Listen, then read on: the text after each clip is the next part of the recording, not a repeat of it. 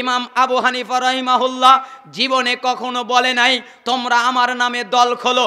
ইমাম শাফি রাহিমাহুল্লাহ জীবনে কোনোদিন বলে নাই তোমরা আমার নামে দল খোলো। ইমাম মালিক রাহিমাহুল্লাহ তিনি জীবনে কোনোদিন বলে নাই তোমরা আমার নামে দল খোলো। এবং কি সাহাবায়ে কিরাম রাদিয়াল্লাহু আনহুম তারাও জীবনে কোনোদিন বলে নাই তোমরা আমাদের নামে দল খোলো। যদি আমরা বলি ইমাম আবু হানিফা রাহিমাহুল্লাহর নামে হানাফি মাযহাব হলো কেন, আপনারা বলতে পারেন হানাফি মাযহাবের বিরুদ্ধে কথা বলছে। জি না, আমি হানাফি মাযহাবের বিরুদ্ধে কথা বলছি না, আমি এদের বিরুদ্ধে কথা বলতেই পারি না।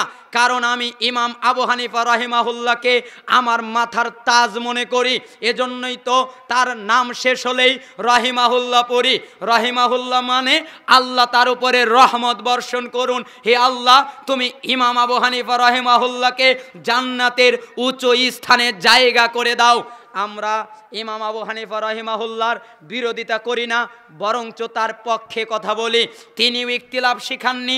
চলেন যাই ইমাম আবু হানিফা রাহিমাহুল্লাহকে যদি জিজ্ঞাসা করি, হে আমাদের ইমাম, আপনি আমাদেরকে বলেন আপনি কি আপনার নামে দল বানাতে বলেছেন? তখন ইমাম আবু হানিফা রাহিমাহুল্লাহ বলছেন, ইদা সহাল হাদিস ফাহুয়া মাযহাবি। যখন তোমরা কোনো সহিহ হাদিস পেয়ে যাবে তখন ওইটা হচ্ছে আমি ইমাম আবু হানিফার মাযহাব। লা ইয়াহিল্লু লি আহাদিন আইয়াখুযা বিকাউলিনা মা'লাম মিন আইনা আখাযনা। কারো জন্য হালাল নয়, কারো জন্য বৈধ নয় তারা আমাদের কথা দিয়ে ফতোয়া দেবে যতক্ষণ না জানবে এর প্রমাণ কোথায়। হারামুন আলা মাল্লাম ইয়ারিফ দালিলি আইয়ুফতিয়া বিকালামি। কোনো মুফতির জন্য জায়েজ নয়, কোনো মুফতির জন্য বৈধ নয়, তারা আমাদের কথা দিয়ে দলিল দেবে যতক্ষণ না জানবে এর প্রমাণ কোথায়। ইজা কুলতু কাওলা ইউখালাফু কিতাবাল্লাহ খবরুর রাসূল সাল্লাল্লাহু আলাইহি ওয়াসাল্লাম ফাতরুকু কাওলি। আমি আবু হানিফা যদি কোনো কথা বলি আর ওই কথা যদি আল্লাহর বিরুদ্ধে যায়, ওই কথা যদি আল্লাহর রাসূলের বিরুদ্ধে যায়, তাহলে তোমরা আমি আবু হানিফার কথাকে ফেলে দাও, আল্লাহর কথা এবং আল্লাহর রাসূলের কথাকে মেনে নাও। বলেন তো কে বলেছেন এই বাক্যগুলো? ইমাম আবু হানিফা রাহিমাহুল্লাহ। তিনি আমাদেরকে ঐক্য শিখিয়েছেন, তিনি আমাদেরকে মানহাজ শিখিয়েছেন, তিনি আমাদেরকে কোরআন সুন্নাহ কিভাবে বুঝতে হয় শিখিয়েছেন, তিনি আমাদেরকে সঠিক রাস্তা কিভাবে পেতে হয় শিখিয়েছেন। কিন্তু এক শ্রেণীর লোকেরা আমরা তার নাম দিয়ে তার নামে বিভিন্ন তরিকা তৈরি করেছি। এর জন্য ইমাম আবু হানিফা দায়ী নয়, আমরা নিজেরাই দায়ী। ঠিক যেমন আমরা সালাতের ভিতরে কত কিছু করেছি। যদি আমি একজনকে জিজ্ঞাসা করলাম, হে বাবা আপনি এই কাজ করেন না, কোন কাজ? এই যে আপনি সালাতের আগে নাওয়াইতু আন উসাল্লি লিল্লাহি তাআলা রাকাতাই সালাতি ফজরে ফরদুল্লাহি তাআলা মুতাওয়াজ্জিহান ইলা জিহাতি কাবাতি শরীফাতি আল্লাহু আকবার। এই যে সালাতের পরে একটা নিয়ত পড়লেন, আমি এক জায়গায় বললাম এই নিয়তটা কিন্তু বিদআত। তখন তারা বলছে নিয়ত আবার বিদআত হয় কিভাবে? এটা বিদআত হলেও ভালো, কারণ বিদআত হাসানা বিদআতে সাইয়্যা। আমরা তো ভালো বিদআত করছি, আমরা তো খারাপ কাজ করছি না, আমরা তো হাসানাটা করছি, আমরা তো উত্তমটা করছি, আমরা তো খারাপ করছি না। ভালো করে মনে রাখবেন, বিদআত মানে হচ্ছে দ্বীনের মধ্যে নতুন কিছুর অনুপ্রবেশ ঘটানো, দ্বীনের মধ্যে নতুন কিছু আবিষ্কার করা। আপনি এই কথাটা ভালো করেই জানেন। আল্লাহ তাআলা সূরা মায়েদার 3 নম্বর আয়াতে বলেছেন, আল ইয়াউমা আকমালতু লাকুম দীনাকুম ওয়া আতমামতু আলাইকুম নি'মাতি ওয়া রাদিতু লাকুমুল ইসলাম দীনা। আজকের দিনে ইসলাম কমপ্লিট করে দিলাম। যদি ইসলাম কমপ্লিট হয় তাহলে এই তরিকাগুলো ওই দিন ছিল না।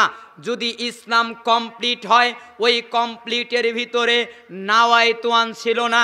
যদি ইসলাম কমপ্লিট হয় ওই কমপ্লিট ইসলামের ভিতরে দলাদলি বিভক্তি ছিল না। যদি ইসলাম কমপ্লিট হয় ওই কমপ্লিট ইসলামে কোনো মাযহাব ছিল না। আমরা মাযহাবকে খাটো করছি না, আমরা মাযহাবকে তুচ্ছ তাচ্ছিল্য করছে না। আমি শুধু আপনাকে এটাই বোঝাতে চাচ্ছি, যেটা সূরা আহজাবের 21 নম্বর আয়াতে বলা হয়েছে, লাকাদ কানা লাকুম ফি রাসূলিল্লাহি উসওয়াতুন হাসানা, তোমাদের জন্যে আল্লাহর রাসূলের আদর্শ, উসওয়ায়ে হাসানা, উত্তম নমুনা, আদর্শ পালনীয়, তোমরা অনুসরণ করবে, আদর্শ নেবে আল্লাহর নবীর, আর কারো নয়। আচ্ছা, ইসলাম কমপ্লিট না আনকমপ্লিট? কমপ্লিট। একটু কথা বলেন, কমপ্লিট পরিপূর্ণ না অপরিপূর্ণ? পরিপূর্ণ। যদি ইসলাম পরিপূর্ণ হয়, ইমাম আবু হানিফা রাহিমাহুল্লাহর জন্ম 80 হিজরিতে, মুহাম্মদ সাল্লাল্লাহু আলাইহি সাল্লামের ইন্তেকালের 70 বছর পরে তার জন্ম। ওই সময় যদি তার মাযহাব মানা ফরজ হয়, তাহলে সে স্বীকার করলো ইসলাম কমপ্লিট হয় নাই। ঠিক। এজন্যই তো ইমাম শাফি রাহিমাহুল্লাহ বলেছেন, কেউ যদি কোন নির্দিষ্ট এক ব্যক্তিকে মানাকে ওয়াজিব মনে করে নেয়, তাহলে সে মনে করলো মুহাম্মদ সাল্লাল্লাহু আলাইহি সাল্লাম খেয়ানত করেছেন। যদি সে মিলাদকেই গ্রহণ করে নেয়, তাহলে সে মনে করলো মুহাম্মদ সাল্লাল্লাহু আলাইহি সাল্লাম খেয়ানত করেছেন। কারণ মুহাম্মদ সাল্লাল্লাহু আলাইহি সাল্লাম মিলাদের কোনো পদ্ধতি দেয় নাই, তিনি দিয়েছেন দুরুদের কথা, তিনি বলেছেন দুরুদ পড়ার কথা।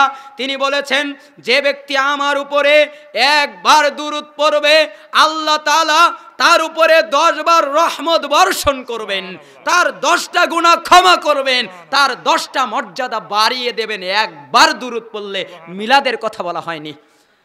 মুহাম্মদ সাল্লাল্লাহু আলাইহি সাল্লাম, সহিহ বুখারীর প্রথম হাদিস, ইন্নামাল আমালু বিন্নিয়াত, প্রত্যেক কর্মের ফলাফল নিয়তের উপরে, ওয়া ইন্নামা লিকুল্লি ইমরিইম মা নাওয়া, আর মানুষ তাই পায় যা সে নিয়ত করে।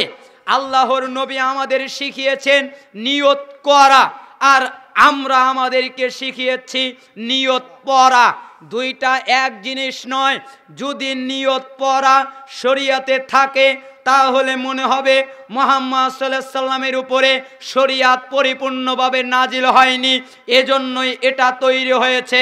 আর যদি মনে হয় মুহাম্মদ সাল্লাল্লাহু আলাইহি সাল্লামের উপরে শরীয়ত পরিপূর্ণ নাজিল হয়েছে, তাহলে তারপরে কোনো আমল তৈরি হলে সেটার ভিতরে কল্যাণ থাকতে পারে, এই আশা মুমিনেরা করতে পারে না।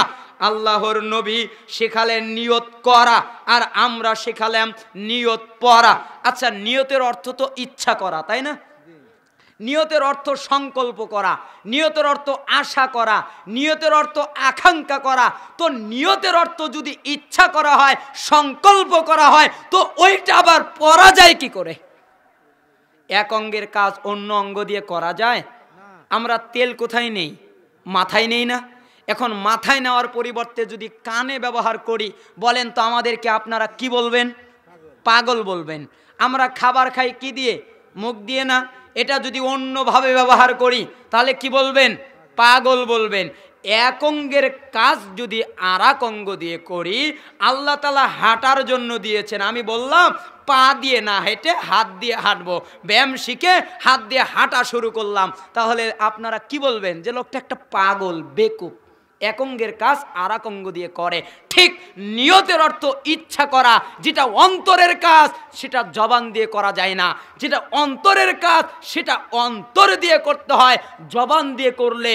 ঠিক এক অঙ্গের কাজ আর এক অঙ্গ দিয়ে করলে যেভাবে বলা হয় পাগল, অন্তরের কাজ জবান দিয়েও করলে তাকেও বলা হয় পাগল। ঠিক। আপনি বলবেন কথাটা এত ভারী বললেন কেন? আপনাকে আমি কষ্ট দেওয়ার জন্য বলিনি, শুধু আপনার মানহাজ, আপনার চিন্তাকে পরিবর্তন করার জন্য কথা বলেছি। আপনি বললেন আমি মসজিদে ঢুকলাম, এখন ফজরের সালাত পড়ব, যদি নিয়তি না করি আমি কেমনে বুঝবো যে এখন সুন্নাত পড়ছি না ফরজ পড়ছি? তখন আমি বললাম, একটা বাসন আনলেন, এরপরে ট্রি প্লেট আনার পরে এক জায়গায় কমলা, এক জায়গায় আঙ্গুর, এক জায়গায় বেদেনা, এক জায়গায় আপেল, এক জায়গায় ডালিম, এভাবে বিভিন্ন ফল দিয়ে সাজিয়ে দেওয়া হলো। আমার সামনে যখন আসলো, তখন আমি বলছি আঙ্গুর খেলাম, বেদানা খেলাম, কমলা খেলাম, আপেল খেলাম। কি বলবেন? পাগল বলবেন না? পড়তে হয় না তো, বলতে হয় না, অন্তর চক্ষু দেখেই বুঝে ফেলেছে যে এটা বেদানা না কমলা না আপেল না কি, আমার মুখে নেওয়ার আগে চক্ষু দেখেই বুঝে ফেলেছে। আপনি যখন মসজিদে ঢুকবেন, আপনার যখন আজান শুনবেন, আপনি এমনিতেই বুঝবেন সুন্নাত পড়ছি না ফরজ পড়ছি, ওটা আর পড়তে হবে না। এক অঙ্গের কাজ আর এক অঙ্গ দিয়ে হয় না, কমপ্লিট দিনের ভিতরে নতুন কিছু আবিষ্কার হয় না। আমরা ওই নীতি ওই মানহাজ ফলো করি। আমরা পৃথিবীর কোনো ব্যক্তিকে কোনো মানুষকে অত সম্মান দেই না যত সম্মান আল্লাহর নবীকে দিয়ে থাকি। আমরা পৃথিবীর কোনো মানুষের আনুগত্য করাকে ফরজ মনে করি না। আমরা শুধুমাত্র একজন ব্যক্তির আনুগত্যকেই ফরজ মনে করি, তিনি হচ্ছেন মুহাম্মদুর রাসূলুল্লাহ সাল্লাল্লাহু আলাইহি ওয়াসাল্লাম। আবু হানিফা রাহিমাহুল্লাহ জীবনে নিয়ত শেখায়নি। আবু হানিফা রাহিমাহুল্লাহ জীবনে কোনোদিন নিয়ত পড়েনি। যদি বলেন পড়েছে, কোথায় পড়েছে বলেন? হিদায়ায়, দিরায়ায়, ফতোয়ায় আলমগিরি, ফতোয়ায় শামী, ফতোয়ায় কি হিন্দিয়া, কোন ফতোয়ায় কোন জায়গায় সনদ সূত্রে বিশুদ্ধভাবে ইমাম আবু হানিফা পর্যন্ত সনদ আছে যাতে কোনো ভুল ত্রুটি নেই, এমন একটা সনদ আপনারা দেন যে ইমাম আবু হানিফা রাহিমাহুল্লাহ নাওয়াইতুয়ান পড়েছে? তার সময় এটা ছিল না। ইমাম শাফি এটা দেখে নাই, ইমাম মালিক এটা দেখে নাই, ইমাম আহমদ ইবনে হাম্বল এটা দেখে নাই। আর আজকে যদি আমরা বলি যে তোমরা এটা করো না, আল্লাহর নবীরটা নাও, তখন উল্টা আমরাই নাকি ফিতনাবাজ হই। তোমরা দলাদলি খুলছো, তোমরা দল তৈরি করছো, তোমরা ভাগাভাগি করছো। আর আমরা যদি বলি কোনো দলই নয়, কোনো ভাগাভাগি নয়, কোনো ব্যক্তি নয়, একজনকেই মানবো, মুহাম্মদুর রাসূল সাল্লাল্লাহু আলাইহি সাল্লাম, এছাড়া কাউকে মানবো না, তখন আমরা হই ফিতনাবাজ। তোমরা দলাদলি করার সময় ফিতনাবাজ হও না, আর আমরা দল ভাঙার কথা বললে হয়ে যাই ফিতনাবাজ। তোমরা তরিকা বানানোর সময় ফিতনাবাজ হও না, আর আমরা তরিকা ভাঙতে বললে হই ফিতনাবাজ। তোমরা কোনো ব্যক্তিকে মানো, আর আমরা আল্লাহর নবীকে মানলে হই ফিতনাবাজ। তোমরা কোথায় থেকে কথা বলো তার আগাগোড়া খুঁজে পাওয়া যায় না, আর আমরা দলিল প্রমাণের আলোকে কোরআনের আয়াত নাম্বার এত, হাদিসের হাদিস নাম্বার এত, ফতোয়ার ফতোয়া নাম্বার এত, ইমাম আবু হানিফা এটা বলেছেন, দলিল প্রমাণ দিয়ে বললেও আমরা হয়ে যাই ফিতনাবাজ। ঠিকই আছে, তোমাদের ভিতরে যাদের অজ্ঞতা, তোমাদের ভিতরে যাদের মূর্খতা, তোমাদের ভিতরে যাদের জাহালত, তোমাদের সামনে আমরা ফিতনাবাজি।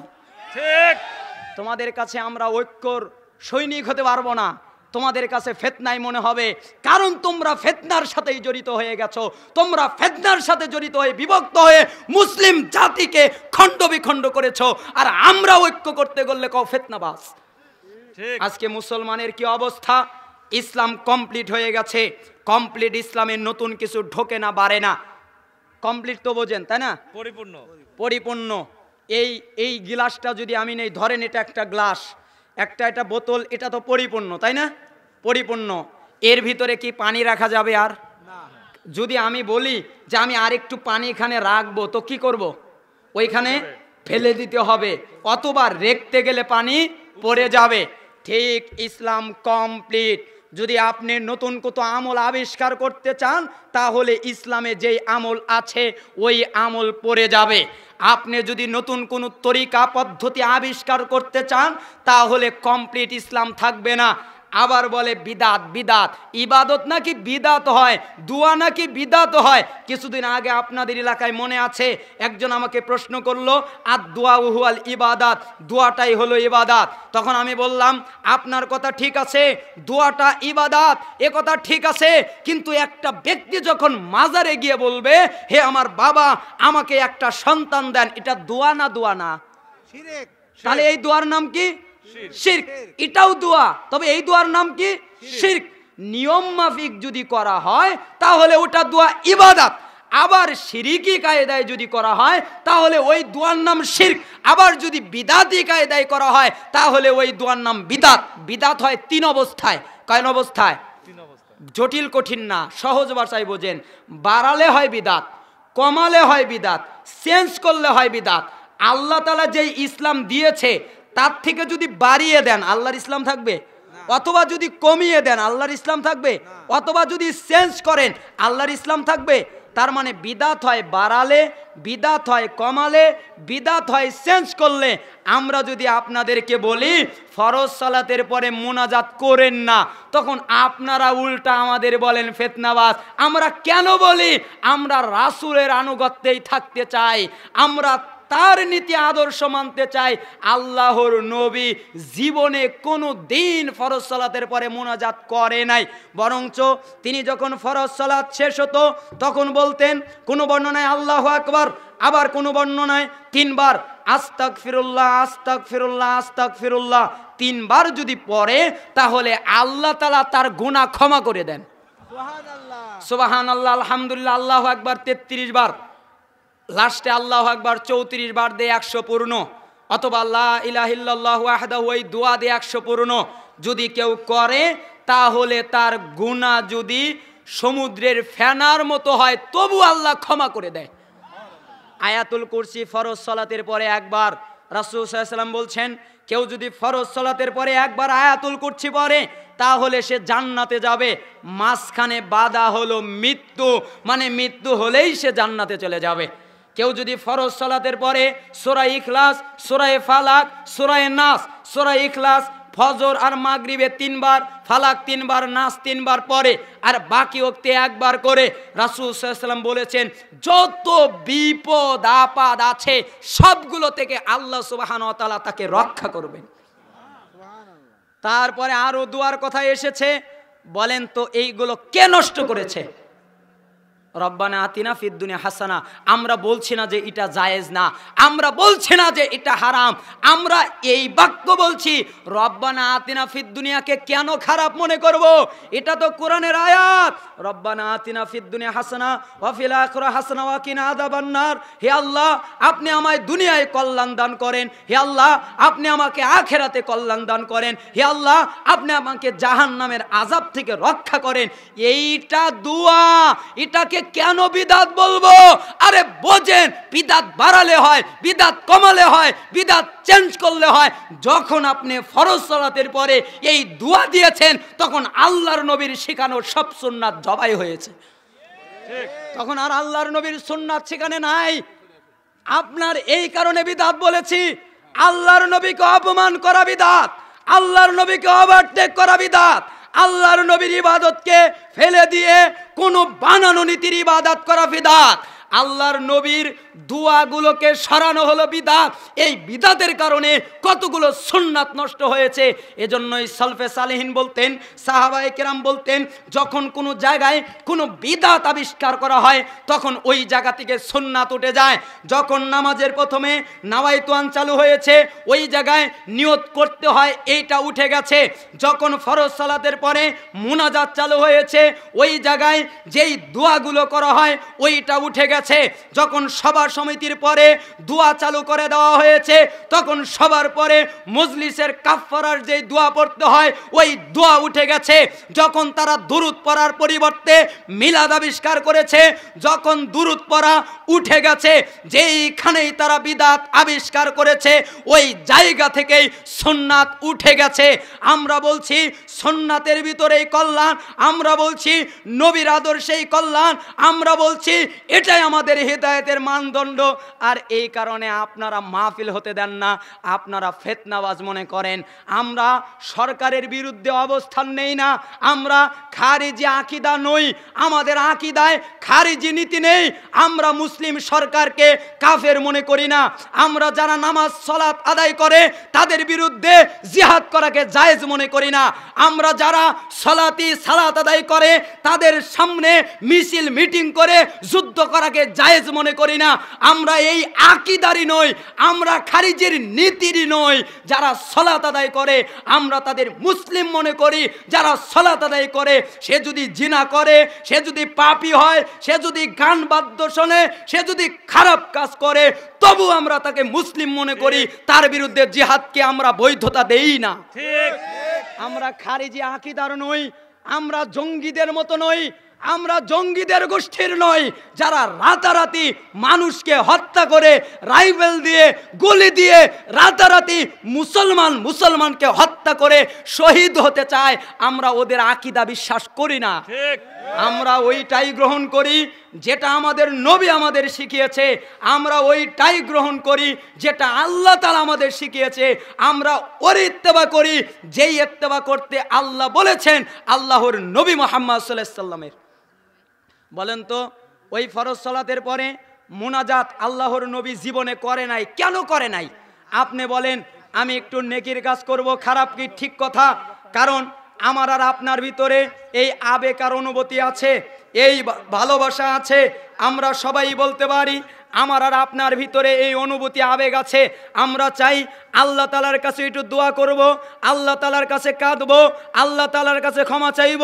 এটা তো ভালো কাজ, খারাপ হলো কি করে?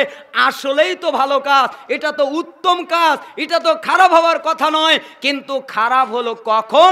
যখন আল্লাহর নবীর শিখানোর নীতি হলো না। আল্লাহর নবী দিলেন একটা, আমি করলাম আর একটা। আল্লাহর নবী জীবনে করে নাই, কেন করে নাই?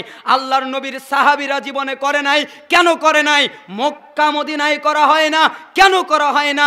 ইমাম আবু হানিফা জীবনে করে নাই, ইমাম মালিক জীবনে করে নাই, ইমাম শাফি জীবনে করে নাই, ইমাম আহমদ ইবনে হাম্বল জীবনে করে নাই। এখনো যারা বড় বড় হানাফি বিদ্বান তারাও করে না। হাটহাজারি বড় হানাফিদের বিখ্যাত প্রতিষ্ঠান, সেখানেও করা হয় না এবং ওই মসজিদেও করা হয় না, বড় বড় জায়গায় করা হয় না। যারা কোরআন হাদিস বোঝে তারাও করে না। আমরা ওইটাতে কল্যাণ আছে ভাবতেই পারি না, যেটা আল্লাহর নবী করে নাই, আল্লাহর নবীর সাহাবী করে নাই, কোনো তাবিরা করে নাই, কোনো ইমাম করে নাই, আজ পর্যন্ত মক্কায় নাই, মদিনায় নাই, করা হয় না। যদি কল্যাণই থাকতো তারা করত, তারা যেহেতু করে না আমরা এইটার ভিতরে কল্যাণ মনেই করি না। ঠিক, আপনি তো বলছেন যে যখন কেউ সালাত আদায় করে তার সামনে কোরআন পড়া হারাম, ঠিক না? কোনো ইখতিলাফ নেই, সমস্ত মাযহাবের ইমামে একমত। যখন কোনো জায়গায় কোরআন তেলাওয়াত করা, যখন কোনো জায়গায় সালাত পড়া হবে তখন ওই জায়গায় কোরআন তেলাওয়াত করা যাবে না, কারণ কোরআন তেলাওয়াত করা তখন হারাম হয়ে যাবে। তাহলে আপনি ইমাম সাহেব হয়ে আপনার পিছনে 10-12 জন মুসল্লি পরিপূর্ণ সালাত পায় নাই, কেউ 1 রাকাত পেয়েছে, কেউ 2 রাকাত পেয়েছে, কেউ বা বৈঠক পেয়েছে।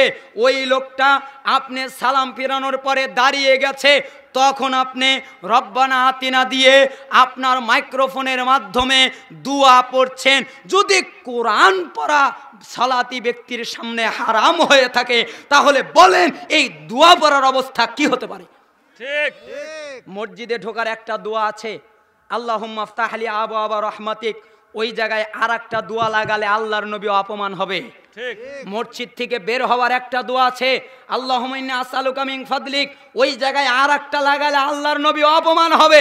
আপনার রাজা, আপনার বাদশা যদি বলে এই ছেলে শোনো, কি এই ফাইলটা এইভাবে নিয়ে ওইখানে এইভাবে রাখো, তখন আপনি ফাইলটা নিলেন, নেওয়ার পরে বললেন এটা তো ঠিক সুন্দর করে লিখতে পারে নাই, আমি এর সাথে আর একটু সুন্দর করে লিখে দেই, তখন মনে হয় নেতা আপনাকে খুব ভালোবাসবে, তাই না? নেতা আপনাকে জুতা দিয়ে পিটাবে যে আমার লেখার উপরে কলম ধরার অনুমতি তোকে দিল কে? আমি যা লিখেছি এটাই চূড়ান্ত, এখানে আর কলম ধরা যাবে না। তদ্রূপ মুহাম্মদ সাল্লাল্লাহু আলাইহি সাল্লাম যা দিয়েছেন তার বাহিরে কল্যাণ আছে, এটা আমরা মনে করতেই পারি না, ঠিক তো? ঠিক। সহিহ বুখারীর 7280 নম্বর হাদিসে এসেছে, ভালো করে বুঝবেন। যেমনটি একটা হাদিস, হাদিসে আরবাইনের ভিতরে ইমাম নববী নিয়ে এসেছেন, লা ইউমিনু আহাদুকুম হাত্তা কুনা হাউ তাবান লিমা জিতু বিহি, তোমরা ততক্ষণ পর্যন্ত ঈমানদার হবে না, তোমরা ততক্ষণ পর্যন্ত মুমিন হতে পারবা না যতক্ষণ পর্যন্ত তোমাদের প্রবৃত্তি আমার আনিত দিনের নিচে মাথা নত না করবে। আমি মুহাম্মদ সাল্লাল্লাহু আলাইহি সাল্লামের আনিত দিন, আমি যা আদেশ নিষেধ করলাম এর নিচে মাথা নত না করা পর্যন্ত তোমরা ঈমানদার হতে পারবা না। আবার সহিহ বুখারীর 7280 নম্বর হাদিসে রাসূলুল্লাহ সাল্লাল্লাহু আলাইহি সাল্লাম বলছেন, আবু হুরায়রা রাবি তিনি বলছেন, কুল্লু উম্মতি ইয়াদখুলুনাল জান্নাহ ইল্লা মান আবা, আমার যতগুলো উম্মাত আছে সবাই জান্নাতে যাবে, ইল্লা মান আবা, শুধু তারাই যাবে না যারা জান্নাতে যেতে অস্বীকার করে। আচ্ছা, আপনাদের ভিতরে কি এমন কোনো ব্যক্তি আছে যে বলবে আমি জান্নাতে যাব না? আচ্ছা, আছে কেউ ব্যক্তি? কেউ নেই। সবাই বলবে আমি জান্নাতে যেতে চাই, সে যেই হোক না কেন। রাসূলুল্লাহ সাল্লাল্লাহু আলাইহি ওয়াসাল্লাম এই বাক্যটাই বলছেন, আমার যত উম্মাত আছে সবাই জান্নাতে যাবে, শুধু তারাই যাবে না যারা আমাকে অস্বীকার করে, যারা বলে জান্নাত বিশ্বাস করি না, যারা বলে নবীকে বিশ্বাস করি না, যারা বলে নবীকে মানি না, এরাই শুধু জান্নাতে যাবে না। খেলা মানি আবা ইয়া রাসূলুল্লাহ। তখন সাহাবায়ে কেরাম জিজ্ঞাসা করলো, হে আল্লাহর নবী, কে আবার জান্নাতে যেতে অস্বীকার করলো? তখন রাসূল সাল্লাল্লাহু আলাইহি ওয়াসাল্লাম বললেন, মান আতাআনি দাখালাল জান্নাহ, যে ব্যক্তি আমার আনুগত্য করলো ওই ব্যক্তি জান্নাতে চলে গেল। ওমান আসানি ফাকাত আবা, আর যে ব্যক্তি আমার অবাধ্যতা করলো ওই আমাকে অস্বীকার করলো। আমি তাকে বলেছি সুদ খেও না, ও সুদ খেলো মানে আমাকে স্বীকার করে না। আমি তাকে বলেছি ঘুষ খেও না, ও ঘুষ খেয়েছে তাই আমাকে স্বীকার করে না। ও ঘুষ খায় কেন? আমাকে বিশ্বাস করে না তাই। ও সুদ খায় কেন? আমাকে বিশ্বাস করে না তাই। ও নাফরমানি করে কেন? আমাকে বিশ্বাস করে না তাই। আমি বলেছি তুমি তোমার দাড়িটা ছেড়ে দাও, সে তারপরেও দাড়ি কাটে কেন? আমাকে বিশ্বাস করে না তাই। আমি বলেছি টাকনুর নিচে কাপড় পরবা না, সে টাকনুর নিচে কাপড় পরে কেন? আমাকে বিশ্বাস করে না তাই। আমি যতগুলো আদেশ করেছি এগুলো যে মানে না ওই আমাকে স্বীকার করে না, ওই আমাকে বিশ্বাস করে না, আমাকে মানে না, যে আমাকে স্বীকার করে না সে। রাসূলুল্লাহ সাল্লাল্লাহু আলাইহি ওয়াসাল্লাম বাক্যটা খুব জটিল আর কঠিন করলেন। মানা তো আনি দাখালাল জান্নাহ, যারা আমার আনুগত্য করলো ওরা জান্নাতে গেল। ওমান আসানি ফাকাত আবা, যারা আমার অবাধ্যতা করলো ওরাই আমাকে অস্বীকার করলো, ওরা আমাকে বিশ্বাস করলো না। একটা লোক, আপনি বলছেন আমি মুহাম্মদ সাল্লাল্লাহু আলাইহি ওয়াসাল্লামকে খুব ভালোবাসি, আপনি বলছেন আমি আল্লাহ তাআলাকে খুব ভালোবাসি, আপনার জবানের মাধ্যমে জানা যায় আপনি আল্লাহকে খুব ভালোবাসেন, আপনার জবানের মাধ্যমে জানা যায় আপনি আল্লাহর নবীকে খুব ভালোবাসেন, কিন্তু আপনার কাজকর্মে মনে হয় আপনি আল্লাহ এবং আল্লাহর নবীকে খুবই ঘৃণা করেন। ওই যুবকটার দিকে তাকিয়ে দেখেন, তার মাথায় সুন্দরভাবে চুলের কাটিং করেছে। এই কাটিং কেন? মেসি এই কাটিং দেয় এই কারণে, তার একটা গেঞ্জি, তার একটা জুতা, তার একটা আসবাব, তার একটা নিয়ম শৃঙ্খলাবোধ হয়েছে একটা তারকার মতো, একটা নায়কের মতো, একটা আর্টিস্টের মতো, একটা খেলোয়াড়ের মতো, একটা ক্ষমতাশীল ব্যক্তির মতো। সে তাকে ফলো করছে কেন? সে তাকে ভালোবাসে। যদি ভালো নাই বাসতো তাহলে সে তাকে ফলো করতো না। কিছুদিন আগে মেয়েরা পাখি জামার কারণে তাদের জীবনকে বিলীন করে দিয়েছে। পাখি জামা না পেয়ে কত মেয়ে ফাঁসি নিয়ে মৃত্যুবরণ করলো। পেপার পত্রিকায় আপনারা দেখেছেন, একটা মেয়ে পাখি জামাকে ভালোবেসেছিল, না পেয়ে মৃত্যুবরণ করলো, আত্মহত্যা করলো। তার মানে সে তাকে ভালোবাসতো তাই। ঠিক তদ্রূপ মুহাম্মদ সাল্লাল্লাহু আলাইহি সাল্লামকে যদি কেউ ভালোবাসে তাহলে সে মুহাম্মদ সাল্লাল্লাহু আলাইহি সাল্লামের আনুগত্য করতে বাধ্য, আর যদি না করে সে মুহাম্মদ সাল্লাল্লাহু আলাইহি সাল্লামকে ভালোবাসে না। ঠিক। আপনাকে যদি আমি বলি এক বন্ধু রাস্তা দিয়ে যাচ্ছে, দোস্ত এই রাস্তা দিয়ে যেন না, কেন? এই রাস্তার মধ্যে সাপ বসে আছে, অজগর সাপ, আপনি গেলে আপনাকে ধরবে, তখন ওই লোকটা আর ওই রাস্তা দিয়ে যাবে না। আরো কঠিন করে যদি বলা হয় এই রাস্তায় আপনি যাবেন না, যদি বলা হয় কেন? কারণ আপনার শত্রু এই রাস্তায় বসে আছে। কিছুদিন আগে আপনার সাথে যে মারামারি লেগেছিল, আপনি যদি এই রাস্তা দিয়ে যান তাহলে সে আপনাকে মারবে। এই বন্ধু ওই শত্রুটা দেখে নাই, এই বন্ধু ওই সাপটা দেখে নাই, এই বন্ধু এই বন্ধুর কথা বিশ্বাস করে ওই রাস্তা দিয়ে আর কখনো যাবে না। এই বন্ধুটা এই বন্ধুকে যতটুকু বিশ্বাস করেছে আল্লাহর নবীকে ততটুকু করে নাই। আল্লাহর নবী বলেছেন টাকনুর নিচে কাপড় পরলে তুমি জাহান্নামে যাবে, সুদ খেলে তুমি জাহান্নামে যাবে, ঘুষ খেলে তুমি জাহান্নামে যাবে, বেপরদায় চললে তুমি জাহান্নামে যাবে, তোমার স্ত্রীকে বেপরদায় চলতে দিলে তুমি দায়ী হিসাবে জাহান্নামে যাবে, নিষেধার দ্রব্য পান করলে তুমি জাহান্নামে যাবে, খারাপ কাজ করলে তুমি জাহান্নামে যাবে। এই লোকটা তার বন্ধুকে যতটুকু বিশ্বাস করেছে, আফসোস আল্লাহর নবীকে ততটুকু বিশ্বাস করে নাই। তো তাহলে তার আমলে পরিবর্তন হতে সে বাধ্য। যদি করত তাহলে তার প্যান্ট টাকনুর নিচে থাকতো না, কেটে ফেলতো। যদি বিশ্বাস করত তাহলে সে তার দাড়িকে ছেড়ে দিত।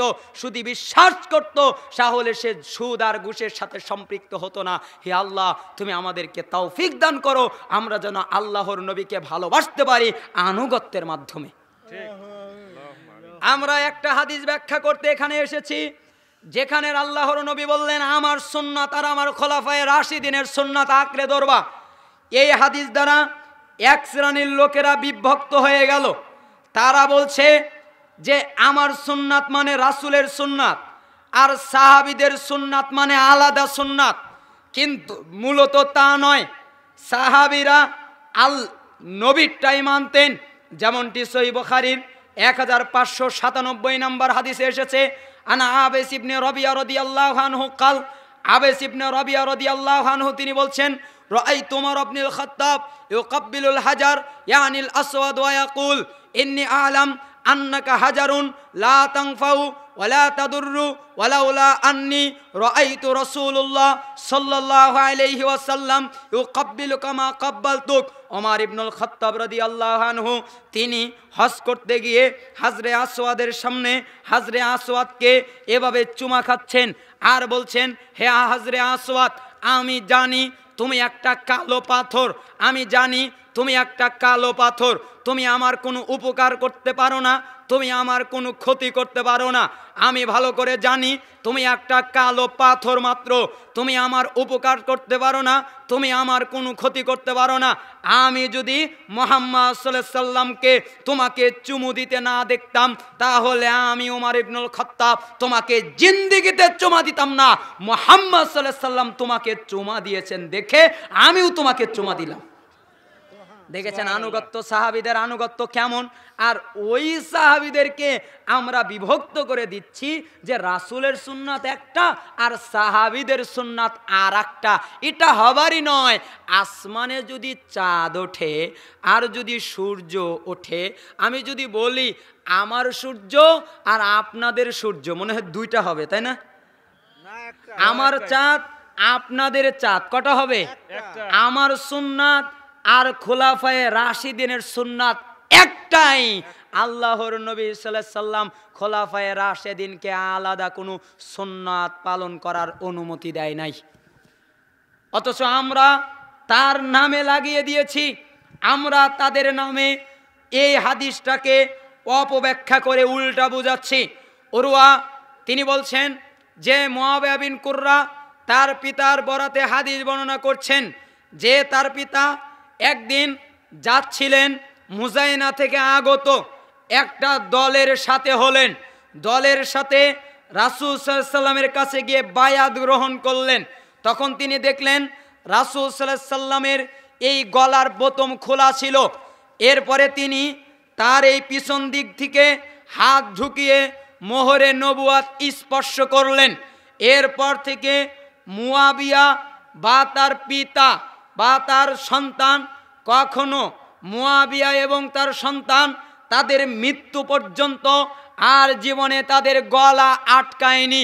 যদি প্রশ্ন করা হতো কেন, তারা বলতো আল্লাহর নবীর গলা খোলা দেখেছিলাম, এই জন্য আমরাও আমাদের বোতাম খুলে রেখি। অথচ আল্লাহর নবী আদেশও করে নাই যে বোতাম খোলো, আল্লাহর নবী বলেও নাই যে বোতাম খুলে রাখো, শুধু দেখেছে, এই কারণে ওটা করা শুরু করেছে। এটা হলো সাহাবী। সালাতের ভিতরে রাসূল সাল্লাল্লাহু আলাইহি ওয়াসাল্লাম জুতা খুললেন না, তখন সাহাবায়ে কেরাম কি করলেন, তারাও তাদের জুতা খুলে ফেললো। রাসূল সাল্লাল্লাহু আলাইহি ওয়াসাল্লাম বললেন, কি ব্যাপার তোমরা তোমাদের জুতা খুললে কেন? তখন সাহাবায়ে কেরাম বললেন, আপনি কেন খুললেন? আমার জুতায় ময়লা ছিল, জিবরাইল এসে আমাকে বলেছে, এই কারণে খুলেছি। তখন তারা বলল, কিছু বুঝি টুঝি না, আপনি মুহাম্মদ সাল্লাল্লাহু আলাইহি সাল্লাম আপনার আনুগত্য করি, আপনি খুলেছেন, বুঝা না বুঝার দরকার নেই, আমরাও খুলে ফেলেছি। সুবহানাল্লাহ। এটা কারা? সাহাবায়ে কেরাম। আর ওই সাহাবীদেরকে আপনি আলাদা করতে চান, ওই সাহাবীদের সুন্নাতকে আপনি আর একটা সুন্নাত বানাতে চান। মূলত সাহাবীদের সুন্নাত ওইটাই যেটা আল্লাহর নবীর সুন্নাত। আল্লাহর নবী যা করতেন সাহাবীরা তাই করেন। আমরা যদি মসজিদে ঢুকি তখন আমাদেরকে বলা হয় এরা ভালো না, কেন? এরা ফিতনা করতে এসেছে। মসজিদে ঢোকার পরে সালাতের পরে আমরা যদি জোরে আমিন বলে ফেলি, তখন তারা বলে এরা ফিতনাবাজ, ফিতনা করতে এসেছে, কেন? জোরে আমিন বলার কারণে। অথচ বুখারীর 780 নম্বর হাদিস আমরা রাসূলের অনুসরণ করছি। তিনি বলছেন, ইযা আম্মানাল ইমাম ফাআমিনু, ইমাম যখন আমিন বলে তখন তোমরা আমিন বলো। মান ওয়াফাকা তামিনুহু তামিনাল মালাইকা গুফির লাহু মা তাকদ্দামা মিন যামবি। কারণ ওই সময় মালাইকা ফেরেশতারাও আমিন বলে থাকে, আর তাদের আমিন ফেরেশতাদের আমিন আর তোমাদের আমিন যদি এক হয়ে যায়, গুফির লাহু মা তাকদ্দামা মিন যামবি, তাহলে পূর্বে যত গুনাহ করেছো সব আল্লাহ ক্ষমা করে দেবে। সুবহানাল্লাহ। বলেন তো হাদিস কিসের? সহিহ বুখারীর। আমরা সহিহ বুখারীর এই হাদিস অনুযায়ী আমল করছি। আপনি বলবেন এখানে তো জোরের কথা নাই, আপনি বুঝতে পারেননি। ইমাম বুখারী রাহিমাহুল্লাহ অধ্যায় কায়েম করেছেন বাব জাহরিল মামুম, বাব জাহরিল ইমাম বিত তামিন, বাব জাহরিল মামুম বিত তামিন, বাব জাহরিত তামিন। ইমামের জোরে আমিনের অধ্যায়, মুক্তাদির জোরে আমিনের অধ্যায়, জোরে আমিনের অধ্যায়। অর্থাৎ ইমাম যখন আমিন বলে তখন তোমরাও আমিন বলো, কারণ তোমাদের আমিন যখন এক হয়ে যাবে। এবার প্রশ্ন, ইমাম যদি জোরে আমিন না বলে তাহলে আমরা আমিন এক করব কিভাবে? আর একই যদি না হয় গুনাহ ক্ষমা হবে কিভাবে? ইমামের আমিন, আমাদের আমিন, ফেরেশতার আমিন যখন এক হয়ে যাবে পূর্বের সব গুনাহ ক্ষমা হয়ে যাবে। সুবহানাল্লাহ। আপনাদের সাথে তো ঝগড়ার প্রয়োজন নেই, আপনারা আসতে পারেন না। আপনাদের তো নিষেধ করছি না যে জোরে পড়েন না, কেন বাধ্য তো করছি না। আমরা শুধু বলছি আল্লাহর নবী করেছেন দেখে আমরা করি, আল্লাহর নবী জোরে আমিন বলেছেন দেখে আমরা বলি, তিনি আদেশ করেছেন দেখে করি। আস্তে আমিনেরও হাদিস আছে, তবে আস্তে আমিনের হাদিসের চেয়ে জোরে আমিনের হাদিস বিশুদ্ধ, এজন্য আমরা জোরে আমিনটাকে গ্রহণ করে নিয়েছি। আপনারা আস্তে পড়েন, আপনাদেরকেও তো নিষেধ করছি না। নিষেধ করছি? বলছি যে আস্তে কেন আমিন বললেন, কেন বললেন? এরকম মারামারি করি? আচ্ছা, যারা জোরে আমিনওয়ালা মসজিদ, ওই মসজিদে আস্তে আমিনওয়ালা কোনো ব্যক্তি যদি যায়, ঘাড় ধাক্কা দিয়ে কখনো বের করে দিয়েছে? আহলুল হাদিস মসজিদগুলোতে যদি অন্য কোনো তরিকার লোকেরা যায়, কোনো দিন কি বলেছে এই মসজিদে আর আসবেন না, এই মসজিদে আর কখনো আসবেন না, আপনি মসজিদের ভাবমূর্তি নষ্ট করছেন, এরকম কথা কি কোনোদিন বলছে? অথচ উল্টা হয়। যারা হাদিস অনুযায়ী আমল করতে চায়, আশ্চর্য কথা, মানসুকি যদি হয় তো মক্কায় করে কেন? মানসুকি যদি হয় তো মদিনায় করে কেন? মক্কার মদিনার চেয়ে ওই এলাকার ওই ইমামের চেয়ে আমাদের ইমাম মনে হয় বেশি প্রিয় না? যেইখানে এক ওয়াক্ত লক্ষ, যেইখানে এত নেকি পাওয়া যায় এক রাকাতে লাখ, যেখানে এত নেকি পাওয়া যায় লক্ষ গুণ বেশি, সেইখানের ইমাম ভুল করছে? তিনি তো জোরে আমিন বলে, বলে না? বলে না। ওখানে সবাই পড়ে, ঠিকই আছে, একজন জোরে বলে একজন আস্তে বলে, সমস্যা নাই। আপনি ইমামকে ফলো করেন, ইমাম কি পড়ে? ইমাম কি আস্তে পড়ে না মাইকের মাধ্যমে জোরে পড়ে? তাহলে আমরা যদি ওই আমলটা করে আবার বলছে ইহুদিদের দালাল, আরে বাবা ইহুদির দালাল হবো কেন? আপনি যদি আবার বলে তোমাদের সাথে বাহাজ, আমরা ছোটখাটো হুজুর, আমরা কি আপনাদের সাথে বাহাজে পারি? আপনাদের সাথে তো বাহাজে পারবো না। চলেন যাই না মক্কা আর মদিনায় ফ্ল্যাট ভাড়া করব, যদি হারেন আপনারা দেবেন, আর যদি আমরা হারি আমরা টাকা দিব। বাংলাদেশে বাহাজের দরকার নেই, কারণ এখানে তো ইখতিলাফ বেশি। মক্কা মদিনার আলেমরা বেশি কোরআন হাদিস বোঝে, কারণ ওইখানে আল্লাহর নবী নাজিল হয়েছে, ওই মক্কা মদিনার মসজিদে আল্লাহর নবী সালাত পড়িয়েছে। চলেন যাই ওখানে বাহাজ করি, ঠিক না? ঠিক। আমরা তো মক্কা মদিনার ইমামদের অনুসরণ করি। আপনি যদি যান মক্কা মদিনার ইমামদেরকে নিষেধ করে দেন যে আপনারা হাদিসটাকে উল্টা করে বলে দেন, তাহলে আমরা নামিয়ে দেব। তখন আমরা বলবো না মক্কা মদিনা ভালো বোঝে, আমরা অত ভালো বুঝি না, নামিয়ে দিব। তো যাই হোক, রাসূলুল্লাহ সাল্লাল্লাহু আলাইহি সাল্লামের আনুগত্য, রাসূল সাল্লাল্লাহু আলাইহি সাল্লামের অনুসরণের গুরুত্ব নিয়ে আমি কথা বলছিলাম। যদিও বা আমার এই বিষয়টাকে আমি সুন্দরভাবে উপস্থাপনা করা হয়নি, তারপরেও যতটুকু আল্লাহ সুবহানাহু ওয়া তাআলা করতে দিয়েছেন, আল্লাহ সুবহানাহু ওয়া তাআলা যেন এর মধ্যে কল্যাণ দান করেন।